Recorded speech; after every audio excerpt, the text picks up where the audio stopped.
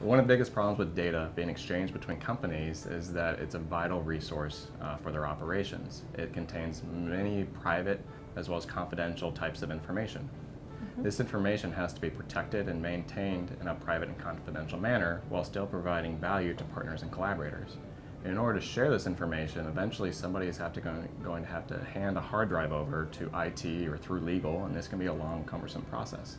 There needs to be a streamlined third-party intermediate to allow information to be used in a respectful, private, and confidential manner.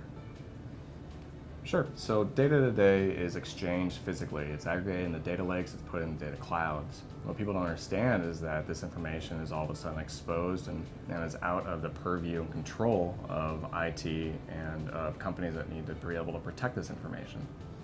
What we provide is a solution that can allow companies to gain insights or train algorithms from this data without exposing it in a way that has to sacrifice privacy or confidentiality. A lot of industries have very sensitive analysis. They have research that they want to perform on data. And so data sharing all of a sudden meets research sharing. And this is where the friction between collaboration is actually doubled. We find that sometimes the sensitivity of the data actually pales in comparison to the sensitivity of the algorithms or the queries that companies want to do on each other's information. Yep.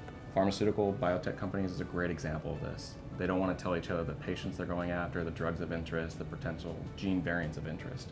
And so being able to protect this code, this analysis, is just as vital as being able to protect the privacy and confidentiality of the data that they're accessing. Yeah, and this is baked in not only the methodology of the code and what it's actually searching for, but also in even deep neural networks, you'll find that you can have a lot of hallmarks of the data sets you've trained on, and to extract these is actually quite trivial, just given a couple of examples and like given the sort of access that you have to an algorithm as a collaborator. So a lot of the research that we started out with, and a lot of the reason that Manolis was able to patent this technology and help us co-found this company, is because he has to access information that exists in many different data silos that cannot be combined. Great examples of this are genomic data and phenotypic data, as well as behavioral or psychology information for any type of CNS disease. CNS specifically is a very big interest for our company as well as for many pharmaceutical companies, but they can't get the data necessary to be able to correctly diagnose, treat, and cure these diseases.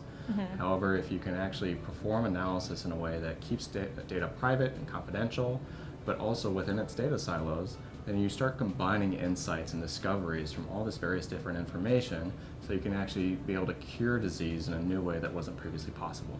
Right, and so by using this accessibility to heterogeneous data sets, you're now able to leverage modalities like images plus diagnosis plus electronic health records plus ancestry in order to give a fuller picture of personal medicine for people with CNS.